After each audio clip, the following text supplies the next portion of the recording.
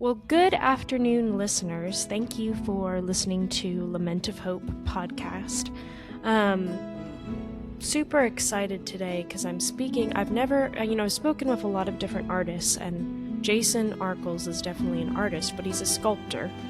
And I've never actually sat down with anyone to talk about sculpting. I've talked about painting, I've talked about watercolors and other things like that, but I came across his work and I just thought it was so emotive. And so I was like, I really would like to know this man's journey and why he wanted to sculpt. And also, he's American and he lives in Italy, and that's where his studio is. And so, I decided I'd reach out to him, and he was really kind, and we were able to connect. And so, this is a good time for us to do it. So, Jason, thank you so much for coming on the podcast. Thanks for having me, Danielle. I appreciate it. So, I know you've been asked this a lot. I don't know, but one, it's very intriguing. I mean, I think I get why you'd be in Italy and you're American, because it's not like in America there's a lot of sculpting studios necessarily, but also, how did that journey start for you? What is it like living in Italy as an American, and like that seems to be your home? Yeah, Um, yeah, I just tell me your journey, and also along the way, if you can, you know, your passion for what you do, because it's very clear in the sculpting I saw, at least on your website. It's very emotive. So, yeah. great. Thank you. So I never planned to be a sculptor. I had always been. I mean, when I was a child, it was always Play-Doh rather than crayons for me, sort of thing. But I never once entertained the notion of doing it for a living as a career or a vocation, simply because I grew up before the internet. You couldn't find out about opportunities of study, or even you couldn't. I grew up in a mid-sized town in Michigan, and throughout my entire childhood, until college, I had never been exposed to anyone who did this sort of thing for a living. And I should probably explain that I am a traditionally figurative sculptor. I work in bronze and marble and clay. I do figures. I do portraits. I do the kind of thing that you might expect someone who lives in Florence, Italy, would be making. Um, and that was the kind of thing I was always intrigued by. I would go into a museum and I'd just be in awe that, look at this thing. It is a rock, and yet it is a person. How is that done? And, I'd ask my dad, who's quite handy, how does this get made? Who knows? And I just assumed, I just assumed that it was something that maybe we lost, like the ability to do, or lost the interest, Yeah. and because I never took a single art class in high school because I didn't want to do photo collage, or the kinds of things that you do in a typical public high school art class in the 1980s. And so I gravitated towards music a little bit, but mostly then to theater. And this is high school drama club, nothing fancy. But I then attended school for a few years, studying theater, and migrated fairly quickly from a lot of acting more into directing and playwriting eventually. And I moved down to North Wow. Carolina and joined this sort of awesome early 90s slacker sort of theater collective where I could basically do whatever I wanted. And and so I was writing plays and acting in plays and directing plays. I was also doing set design and sound design and prop design, looking for the thing that I'm like, oh, this is going to be my thing in theater. Theater is kind of like that. It's a gateway drug. There's something for everybody in theater. Yeah. And so I was bouncing around looking for that thing, and I gravitated towards puppetry. I Oh, had wow. Yeah, I really went through a puppetry phase. I knew a professional ventriloquist in my teenage years in high school, and he saw some chess sets that I was making. I was like modeling them, little caricature heads in Fimo, that sort of thing. I was doing that a lot all through my my teenage years, just modeling in clay, but very very small little things. But there are always sort of caricatures and portraits and little figures doing things. And this puppeteer thought I could make good puppets because he was making his own, but he wasn't really that good at sculpting. So I made several puppets for him.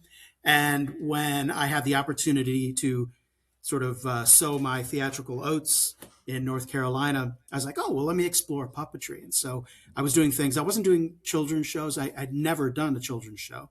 I was just using it as another form of theater, but I was puppet making and writing and directing, making my actors practically because I wanted more and more control. I'm not a control freak, but one of the things I really didn't like about theater, especially at the level that I was doing it, was that you're only as strong as the least interested person involved. There's always going to be somebody who, at this sort of casual regional, non-professional level, Sure. they're just doing it as a lark and they're not going to take it as seriously as I do, or even worse, the other way around. Maybe I'm involved with the production that I don't really have as much invested as other people involved. And so, I guess creating my actors and having more and writing and directing, I could have as much control as possible. It's one of the things I love about sculpture is that it's just me, and my So success with or my failure. Oh, I was just gonna ask, with the puppets, were you also controlling the puppets? So it was like a one man show, like you made the puppets. Sometimes I think I only did one man show. No, I was casting. Okay. I was working with the whole theater company, and everyone was. We had nothing but enthusiasm for each other's work, and so I had no problem. I did fairly large shows sometimes. But anyway, long story short, I did a show that was well received and attended by someone who studied theater or taught theater. I'm sorry, at Duke University, Yeah. and he also this gentleman also taught occasionally at this very specialized school in France, and it's basically the world's best school for puppeteers. And he's like, this, you're exactly the kind of person they want. You should apply to this school. And this was great because I was really looking forward towards developing, finding a way to develop more than I already had. Because as a puppeteer, self-taught, also with, writing and directing, self-taught. And so I took a year off of just about everything else except my, part-time day job at a video rental store. This is such a '90s sort of story. It was like And blockbusters. no, no, no, no. So I was living in Chapel Hill, North Carolina, which is a college town, and I was working at this place called VisArt Video, and we are all absolutely overqualified to be working there, and we're all very study, Yeah. and no, it was a real sort of hipster sort of thing, but kind of the job that only existed for about 20 or 30 years, and never will again. Will people be going to a store to rent videos? So. Very much a time and place sort of thing. Anyway, I took a year off and I studied French. I put together a portfolio. I, applied obviously, and then I had to go to France and actually do the audition. And I went and I failed in a word. Oh, And why? So I was totally out of my league. Like I said, I'm self-taught, and this is like the best school in the world for puppeteers. At the time, I don't know how it is now, but they only allowed 15 students in at a time, and they only had auditions for the school once every 3 years. It was a 3-year program, and so they would take in a class of 15 students and just work with those 15 students until they graduated, and then they would take in another class, right? So very, very elite. I was, I saw the caliber of people who were applying, like 6th-generation puppeteers from Hong Kong or from Prague, or Oh, wow. just You must have. absolutely. Were you Huh? disappointed? Oh You yeah, must of have course been. I was. I had taken a year off, Yeah. Oh and my now I had to go back gosh. home and sort of like pick up where I left off. And it's like, okay, well that didn't work. But um, Can I ask, did you know when you started the audition if it was going well or not? Like, did you get a feeling in I your mean, bones? I probably sank my own boat. I mean, I felt pretty deflated as soon as I saw the caliber of what I was up against. I thought it was going to be I people can like me, imagine. yeah. And so no, I didn't feel like it went well, and it didn't. But anyway, so here's the thing: on my flight over to Paris, I was seated in the very last row of the plane, right next to the galley. They're making lunch behind me and everything. And there's a flight attendant. His name is Joe. I still remember. He saw me reading my Let's Go budget guide to Paris. He's like, "Oh, you're going to Paris on a budget?" I'm like, "Yeah, yeah." I explain what I'm doing. We're going to go for 3 weeks. I'm going to spend a week in Paris because I'd never been, and then go to this little town kind of near the Belgian border, Charleville-Mézières. That's where the school was. Do the audition for the week, and then spend a final week in Paris before whatever next happened. And I'm like, yeah, I'm on a real tight budget. I'm going to be staying in youth hostels, but I could barely even afford that. I had a crappy little motorcycle that I had sold just to be able to buy the ticket. And he said, well, I know of your story sounds interesting, and I know of a guy who might be interested in helping you out. There's this crazy old man named George Whitman, and he's an American, and he runs a bookstore in Paris called Shakespeare and Company. And I'd never heard of it. And he said, whenever I fly into Paris on a Monday, and we were flying in on a Monday, I always go to Shakespeare and Company because they do a poetry reading in the evening, and he always attends. And he said, if you go there, I will introduce you to George Whitman. And what he does, for decades, he has taken in sort of artistic, weary travelers sort of thing, let them sleep in the bookstore in exchange for helping him open the bookstore and close it at night. And because he's like in his 90s. And maybe he'll let you stay. And so I said, okay, I'll meet you there. And lo, it came to pass. I met George Whitman, and he invited me to stay in this bookstore. So saving me a considerable amount of money. Wow. And then, yeah, and there were other people living in the bookstore too. And there was this one beautiful Scottish young woman named Anna, who was a street performer.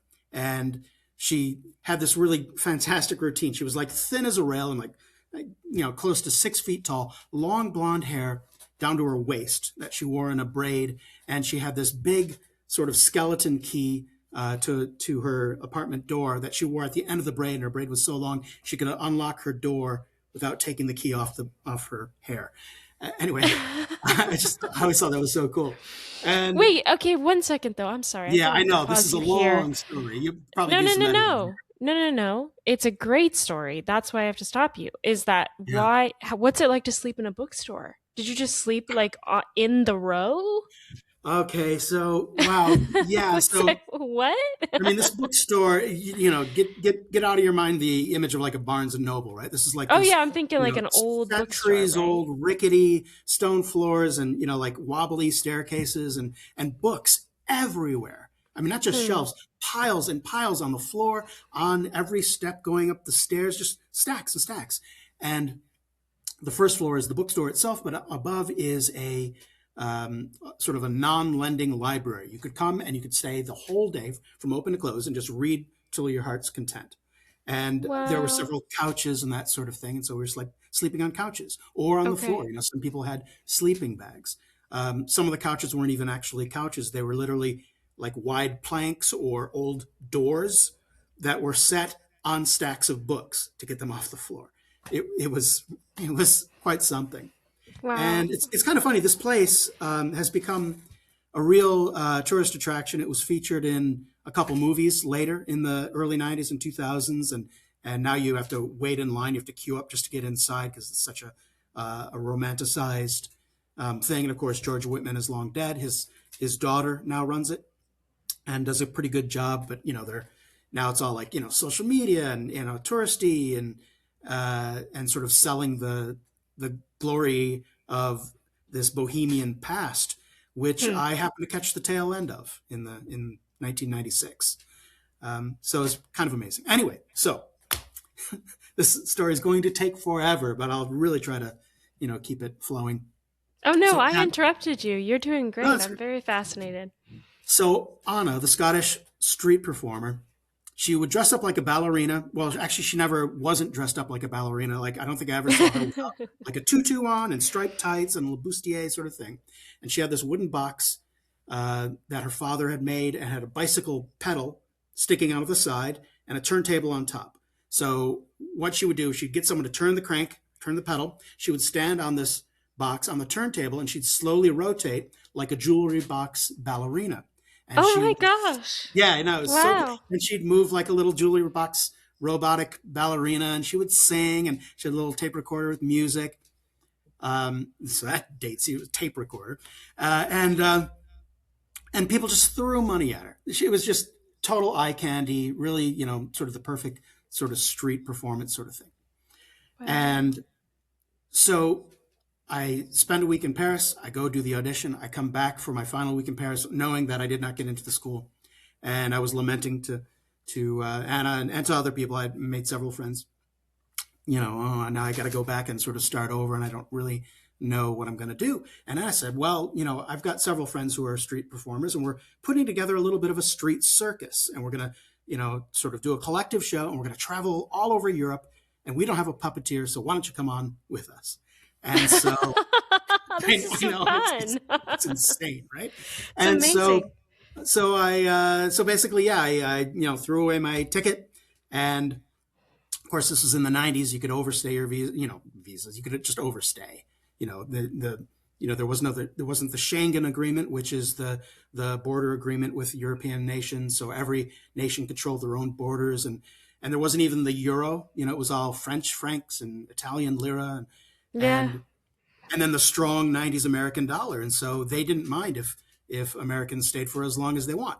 A lot of times, anyway, that wasn't a concern like it is now. Don't do this, kids. Don't try this at home. Um, and so, yeah, so I spent close to 5 months first, with this sort of troupe, getting to know them, working on this show, and then traveling around. We went all over France, well, at least south of France. We just journeyed south. So Avignon, well, Lyon, I think we hit Dijon, down into the Riviera. And I hated it. I hated it so much. I hated it so much for several reasons. One is that I'm just not a street performer oriented performer. So I was used to Wow. legitimate theater where people are expecting to see a show and are actually paying money to come see a show. Huh. Whereas when you're on the street, the idea is to, do something, quick and amazing enough for people to like dig in their pockets and throw you coins and then move on. You're not, Yeah, get people's not introducing attention. character and plot, and it's a different animal, it's a different language, and I wasn't good at it. Hmm. And I also really very quickly started to detest just about everyone I was traveling with, because it turns out that Anna wasn't quite the bohemian street performer she made herself out to be. She was actually a university student, and um, you know, had a fairly limitless credit card, and as did most of her friends who weren't street performers. They were just like friends from uni, and, just having Oh. fun. And here I was, everyone else was just like, oh yeah, let's go get ice cream. Let's go out to dinner. Let's do this. And I had no money. I mean, I came with barely enough to, stay at a hostel for 3 weeks. And here I am months into this journey. And so I quickly became, sort of the wet blanket for the group, because I didn't want to go out and spend all the group show money that we earned on ice cream. It's like, no, just give me my share, and so I can like buy bread or soup or something, because I'm dying. And they're like, oh, Jason, you just don't understand. and and I quickly learned that in every small town in France at 2:30, all the vegetable and fruit markets would close. And then if you were a vegetable seller or fruit seller, if you had an apple with a bruise on it, that apple wasn't going to get any better tomorrow.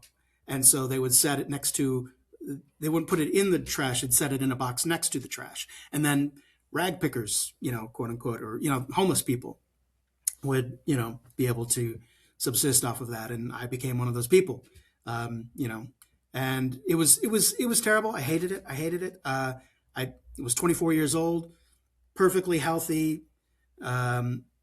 educated, American male, and here I am eating the food out of the mouths of the homeless people in France. And so it made me feel terrible. And, uh, Hmm. it took me a couple of years to get over everything. But anyway, we go through the Riviera. We're in Nice. I fall asleep on the beach. I get the worst sunburn of my life. I've got sun poisoning. Um, and, uh, and then we're like, okay, well, where to next? We're going into Italy. Where are we going to go? And everyone said, oh, we got to go to Venice, right? That's going to be Mecca for street performers. Mm. And one person spoke up, one of Anna's friends, a Scottish guy named Luke. And Luke said, well, if we go to Florence, I happen to have a brother who is a student at this art school of some sort in Florence. And so if we go to Florence, we might be able to sleep indoors and take showers. And so we went to Florence rather than Venice. And we arrive on the last day of August in 1996. And we meet Luke's brother, Sam. We take a quick tour of the studio, and that changed my life. I walked into this small studio. It's not really a school. It teaches as a multi-year program, but it's really a private, independent artist who takes on students. And they could be very dedicated. I've known students who stayed there for almost a decade. Wow. Um, So this like sort of apprentices almost. Yes, exactly right. And today we call this an atelier, which is just the French word for studio, atelier. But today it implies a certain type of teaching where you have a master at the head and maybe acolytes, studio assistants who assist in teaching, but then you take on students and you train. And it's not like a university program where you cover all the basics and it's very broad based and you're studying the history and you're studying this and that and everything. What you're learning is exactly what the master teaches you. And Hmm. so it's a very narrow focus, but very, very deep as well. What you Yeah. do learn, you learn very, very well. And this Wow. is run by an American named Charles Cecil, who is a portrait painter, first and foremost. And the school remains today one of the best places on earth to learn portrait painting in oils. Um, and and I just I walked in and I saw the caliber of the work that even the first year students were doing, and I just couldn't believe it, that it was possible that you could learn this sort of thing. And it was a real epiphany. I was like, oh, theater, no, this is what I'm meant to do in some Well, way. it sounds like you were trying to get as close as you could to the classical or like the past. And theater would be a way of doing that. So it's Uh, interesting. It's hmm, interest I mean maybe I could be I'm sorry. Maybe I could be wrong. no, Just as I'm listening to you, I'm thinking because you mentioned before like as a kid you'd walk in and you'd see these beautiful pieces of art. And like you, I love that. But it does feel like it's something that's long gone. Like we passed that yeah, time. yeah. And so it's So interesting to me that you would go to theater and puppetry and then find your way to the art like that into something that's like it reminds me of like something out of Michelangelo or something, you know. well, thanks. It's Maybe I'm wrong. Well, no. Well, theater and puppetry is sort of halfway between theater and sculpture, really. So I Yeah, always that's had true. the impulse. I always had the impulse to make and the joy of creating. That's a huge driver for me and has been all my life. Just taking something and manipulating it and making it into something new. Um, but no, I wasn't attracted to the classical aspect of it at first. And frankly, I was desperate. I was looking for anything to get me off the street. Yeah. And I was talking to Sam, this guy's brother, who was the student at the school. And he was not just a student; he was a studio assistant. So he was one of the assistant teachers. And he started to tell me about the plans for the school this coming autumn in 1996, that they were going to open a sculpture department. So at this point, Charles Cecil's studio was only painting and drawing. Charles is a painter, he's not a sculptor, but he wanted to inaugurate a very small, one room sculpture department. And he wanted to open it as an experiment to see if the techniques that he used for teaching drawing and painting can be applied to sculpture. Or not wonder if they could, because we know it could. It had been a sculpture process in the past, Hmm. but no school on earth was teaching this method for sculpture. And what it is, so Charles Cecil teaches something called the sight size method. And it is not a method of drawing or painting, it's a method of observation, right? And it can be applied equally to sculpture. So you're not, when you learn sight size, you're not learning to draw or paint or sculpt. You are as well, but sight size itself is an observational approach to the world. And it's not just eyeballing. You're actually using the physics of light and the science of optics to control your environment in a way that renders your eye a much, much, much more accurate tool than I think many people even know is possible. And I was like, oh my gosh, I want to do this. What can I do? And I didn't have any money for school or anything, but Charles Cecil, the work is figurative at the school, and so they use models constantly. And I was like, you pay your models, right? Well, can I model? Can I at least feed myself by modeling? And so when the school reopened in the fall, I survived 2 months. I arrived in August, found a part-time job working on a golf course outside of Florence, mowing the lawn for room and board, basically, just enough to keep me alive, to then come back in October and start modeling, figure modeling at the school, nude modeling, never done it before. And I learned quite a lot just listening to the critiques that the teachers and Charles Cecil himself were giving to the class, and then Oh, um, sorry. When you were making models, or you were the model? I was the model. I was standing Oh, there with okay. my clothes off, having 14 or 15 people make copies of me on paper. Was So that weird? it was terrifying until 30 seconds after the first time I did it. Like I had the most sort of fundamentally sort of flight or fight instinct going on right before I first did it. But then you go in and it's fine. I mean, I don't even compare it to taking your clothes off at the doctor's, because even that is much more intimate than standing there in front of a class full of people who are too worried about doing a good job and too focused on what they're doing to care the fact that you're naked, and you're in front of them for 3 hours a day, 5 days a week, several Wow. weeks at a time. So it becomes very, very natural, casual, and it's professional. People aren't making it uncomfortable for you. you know so no, it's fine. And of course, 30 years on, it's just I don't even notice when someone doesn't have their clothes on anymore. um, but So I did that half the day. And then the other half of the day, I was in this experimental sculpture department, seeing how to convert this technique called sight size into a three-dimensional technique. And long story short, I keep saying that, the technique actually absolutely works. There's tons of information that we have that strongly suggests this technique was used throughout the 19th century, especially in France, as a technique for sculpture, starting with the Romantic movement, which is the period that comes right after neoclassicism. So everyone in neoclassicism is trying to do the Greek thing and try to make things look Greek. And then the Romantics come along and they say, well, that's not necessarily everything there is in art. You Hmm. want to do the ideal, but we want to focus on the real. And so a different mode of art making calls for a different technique.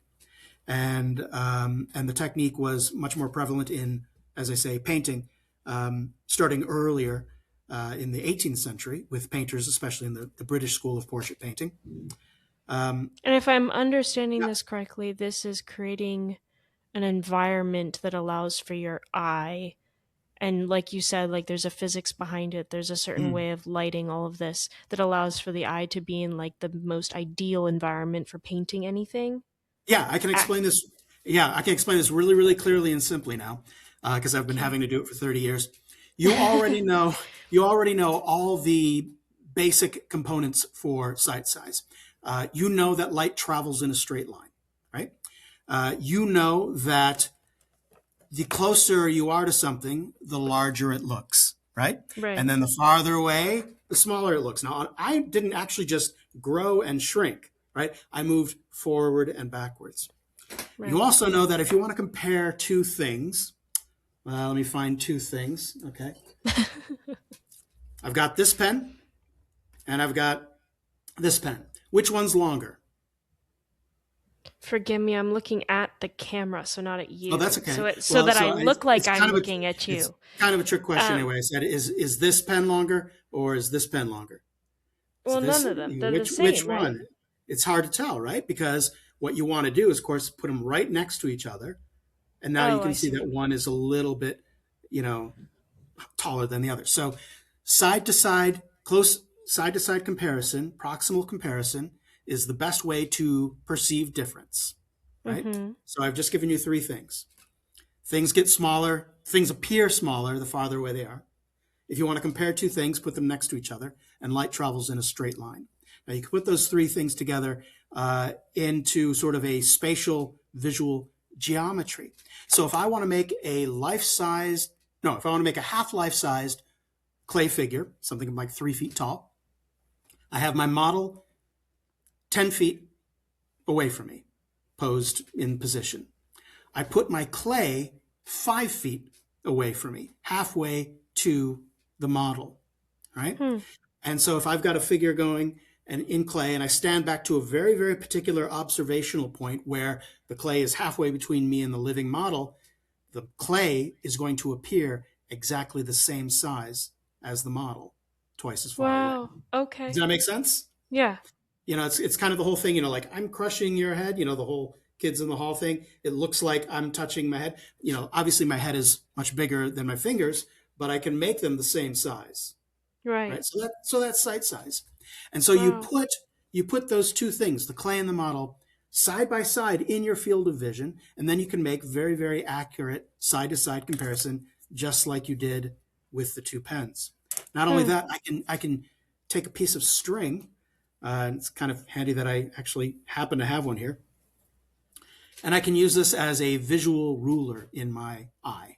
So if I've got my model and my clay next to each other in my field of vision, I'm standing at the correct observational point, I can hold this string out at arm's length and I can lower it down in my field of vision and I can see it sort of touching the top of my head, right? So I can do that to Mm-hmm. my model. I can put this down so it touches the top of my model's head. And now all you need to do is look across that string and see if my clay is also touching that string. And if it's a Hmm. millimeter off in either direction, it's obvious, right? Wow. And so I Yeah. can do that with the nose, the chin, any part. And that's sort of the tip of the iceberg of using simple tools like plumb lines or mirrors to convince your brain to work more accurately in its um, uh, judgment of things in front of it. So Wow. observation and comparison. But this Um, also sounds like a lifetime skill. I mean, you could constantly be getting better at this, couldn't you? oh yeah, 100%. Yeah, Yeah. yeah, absolutely. I'm really good at spotting little differences. And a lot of people who do this a lot are. It's a learning curve, but it becomes second nature fairly quickly. Anyway, so that is the mode in which I work. And so what this approach, this visual approach, how it differs is that other approaches rely on not as much observational information, but knowledge, right? So if you imagine all clay technique, it's on a spectrum. On one end, it's observational, and at the other end, it's learned information. Learned information would be something like the study of anatomy, right? I know every muscle in the body. I know every muscle in the face, but I don't see every muscle in the face. But Right. I could construct a face or a body just relying on my knowledge of anatomy to the point where I wouldn't even need a model necessarily, right? Um, or canons of proportion, which this is what the neoclassicists would want to use they had this conception of an ideal proportional form for a body. maybe it's 7.5 heads high, the head being sort of a unit of measurement by which you measure the rest of the body, right? So that's learned information as well. And just Mm-hmm. about every technique is a combination of learned information and observed information. Yeah. But sight size is kind of all the way over to one side, which makes it perfect for portraiture, portrait painting, portrait sculpting.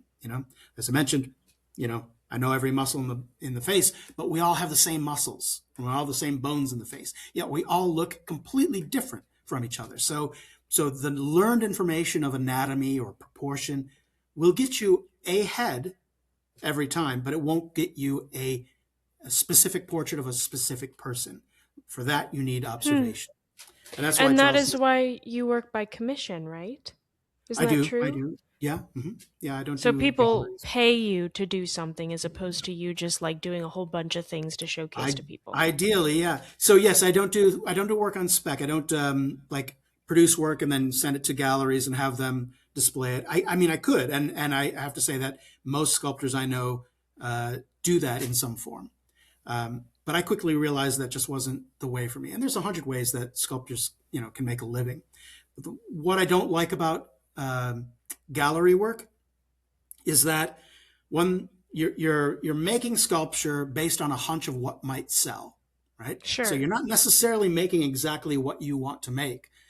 Hopefully it's related, but you're also, consciously or not, um, sort of um, making concessions to the market, right? And Almost like the, you're street performing before. kind of, yeah, yeah, yeah. I want to do what I want to do. I'm not a sculptor, at all costs. I want to do a very particular thing with sculpture, and so Hmm. because of that, I mean, and most people when they go to galleries and buy sculpture, they're buying it to decorate their homes. And I Sure. didn't want to just make decorative work. I'm not slagging off decorative work. Yeah. It's important, but because I started out in theater, the huge difference between theater and sculpture is in theater, when the play is over, there's nothing left. There's no artifact, right? And so you go to theater or you could movies or television. If you don't convey an idea with your work, if you're not expressing a story, a character, a narrative, an allegory, a metaphor, if it's not idea forward, concept forward, it's not worth doing, right? And I carry that ethos into sculpture, which has the artifact. And so I use that artifact to tell stories. I'm very theatrical with my sculpture. I do characters, narratives, allegorical work, that sort of thing, which is actually not the norm nowadays. Now, in the past, yes, absolutely, just about everything was a sculpture of a character or an idea. Nowadays, and this started, over a century ago, things have gravitated to sculptors producing work that doesn't say anything. Uh, you know, Figures that don't even have heads; they're just torsos, right? Yeah. That don't really have a character. I mean, are they even alive or dead? No, but it's a pretty form, right? And so that's a nice decorative thing, right? So torsos with figurative sculptors today are very, very popular because they sell well. Because someone goes into a gallery and they go, "Oh, that's a pretty form. That's a pretty torso. I like the butt on this one. I'll buy it and I'll put it on my mantle." Um, It and sounds awful when you say that I way. know, I know, but whatever. It's Um, not, but I was gonna say I don't actually like that very much, but that's just me. well, it's not that I don't like it. It just doesn't interest me. It's like you could do so much more. Well, If it's you, it's it's kind of shallow. well, the thing Like, is, I mean, it does, like you said, it doesn't have a story. yeah, It's just yeah, a but here's random here's the thing: thing. people wouldn't do it if it didn't sell well, right? So they're playing to a market, and that is what every sculptor has done throughout history, right? Sure. So the Yeah, you have reason to people make make money. torsos, Yeah. yeah, if torsos didn't sell, people wouldn't make torsos. But people are looking to decorate, and as soon as you make a choice with your work, as soon as you tie your work to a character, a narrative, a story, or God forbid, an opinion, then automatically you are narrowing the window of your potential client base. And Gallerists don't like that. So they would rather have your work say nothing, because if it says nothing, it can't be offensive to anybody and might appeal to everybody, right? So it really is a business, right? Does that make Yes. sense? No, it does. Absolutely, it does. I mean, that applies to everything in life. Yes. Yeah, yeah. And so I can't make my work. I can't make my living through gallery work. I'd rather put myself out there, specialize in a few things, and become known for that. And so portraiture and also marble carving. And marble portraiture is sort of my specialty. When I'm commissioned, I'm most often commissioned for marble portraits. There are a lot of people who can carve marble, a lot of people who can sculpt a portrait in clay. Not too many people who can do both, because they're both very, very different skill sets. But at the same time, you need to know both, because here's a secret you might not know about sculpture. Just about every marble sculpture you've ever seen that looks specifically like it should, whether it's Michelangelo's David or work by Bernini or the Greeks, if it's figurative, especially portraiture, it was made in clay first. Right? Because you can make mistakes in clay and fix those mistakes. You can add and subtract and add and subtract. When you finally get your clay model looking exactly like what you want in the marble, then you preserve that clay, usually by making a mold and casting it in plaster, and then copying that plaster cast into marble using very, very old and very simple techniques that go back to ancient Greece. There's some updated, tools as well, but you can make a fairly perfect copy of your clay model. That Hmm. method is known as pointing. And so pointing and carving is one skill set, modeling in clay is another skill set. And I resolved early on to learn both. And it's something, I didn't learn marble carving at Charles Cecil. It was only clay modeling, it was a one room little, sort of thing. Humble. So I went to Pietrasanta, which is a town next to the city of Carrara on the Italian coast. You probably have heard of Carrara in terms of Carrara marble. It's a very famous brand of marble. It comes from this entire mountain range of beautiful, high quality white marble. And the entire region is based on the marble industry. And so I was able to go there and apprentice myself for a short time to learn the basics of marble carving and pointing. And so, yeah, so that sort of got me on my way in terms of separating me from other people around me. Both my narrative interest and also my medium. Well, gosh, I wish I had hours with you. I have so many questions, but I'm gonna have to, because we're almost at an hour now. I need to. I know. I'm sorry. My story is really No, long. no, it's an amazing story. That's why I wish I had more time. But I Well, did I want mean, to I ask. have more time if you want to. It's cool if you want to edit this down into something. Well, I wanted to ask just because for my audience, I mean, and for people listening, I think you probably should watch this as well if you want to see like what he was holding up with the pens and the wire and things like Oh, that. so this Yeah, is it's also both. okay. Okay. Yeah. So I'm Sorry, guys. encouraging if people are listening, you might actually be helped more by seeing this particular episode um, to grasp the concepts. Also, I mean, as I always say for all of them, I will have his website and there are pictures of what he does. He's also has his email there. So I Mhm. mean, I'm sure he would be happy to take a question if you had one. But can I ask um, one thing that's really sticking out to me out of all you said is at the end you said there, about how you want to say something. And I think all humans want to live their life having said something. And I think a lot of people, um, get to their end of their lives and they're not really sure if they've said anything. And if they have said Mhm. something, they hope it was heard in the ether somewhere.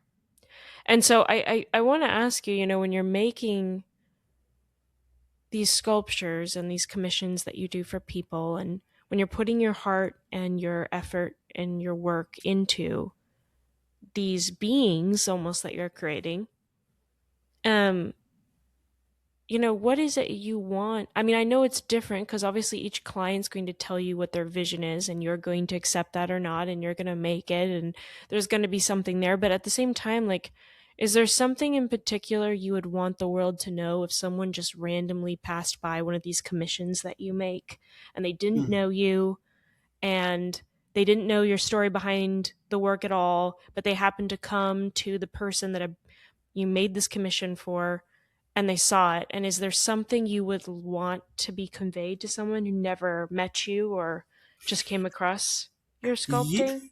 yes, although it isn't about uh, me. So my work is not um, self expressive. I don't, obviously I put myself in my work, just by virtue of the choices I make in creating any particular sculpture, my experience, it all goes in there. I couldn't get rid of the me factor in my work if I tried, and Sure. I don't try. But it's, at the same time, it's not like self expression is not top of mind for me. Right. I'm expressing a story. So your point is good about commissions coming along. People want certain things. And so my endeavor is to give the client what they want, to a level beyond their expectation. And this is going to mean presenting information in the sculpture very, very clearly, something that you can interpret. And so with my sculpture, no, there's not one particular thing I want people to, walk away from knowing, learning something about me. It's not really about me. I like to tell stories. I do a lot of work, or at least I have in the past, for churches, and I'm an atheist, and people are sometimes surprised to hear that. But for me, it is just another. It is a mode of storytelling. You don't have to believe in what you do in order to tell the story well. J.K. Rowling doesn't believe in wizards, and Stephen King, has his own thing, but he's not a crazy, psycho clown, right? And so and so it's Thank the so Lord. yeah, right, It's yeah, true. exactly. Thank God.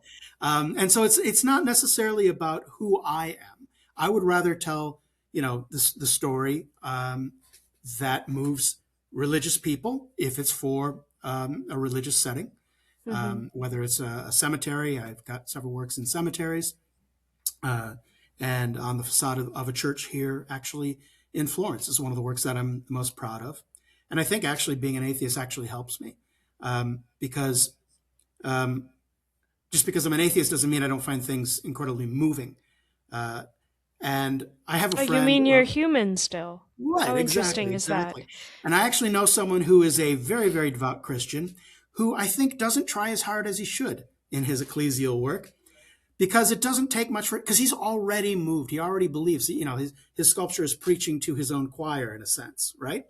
But if some, grotty old atheist like me can be moved by a piece of religious work, from my own hands, especially, then I know I'm doing something right. I think it helps me to try harder and more honestly. I think, um, telling a story that isn't my own. That's the kind of thing I'm interested in, telling stories that aren't my own. But back to your point of um, what I would like to be remembered for, um, or you want to leave your mark.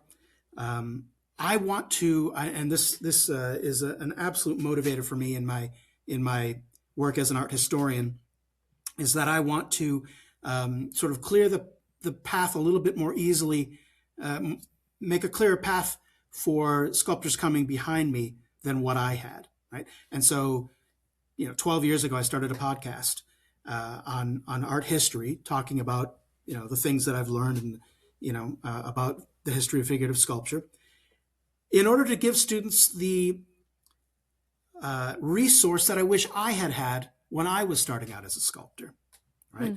And so I think the proudest element of my legacy, for me, might actually not be sculpture itself, but rather my work as a podcaster, believe it or not, or art historian. I'm writing a book, several books actually, on 19th century sculpture, which details in kind of a novelized form the beginnings of the particular way in which I sculpt. I mentioned that the site size process was used by sculptors in the 19th century. I've done a ton of research, and I'm sort of telling that story of how it got its start in the 19th century. And I just want to make it easy for people, easier than what I had, for people to learn, and it's a, rising tide lifts all boats sort of thing.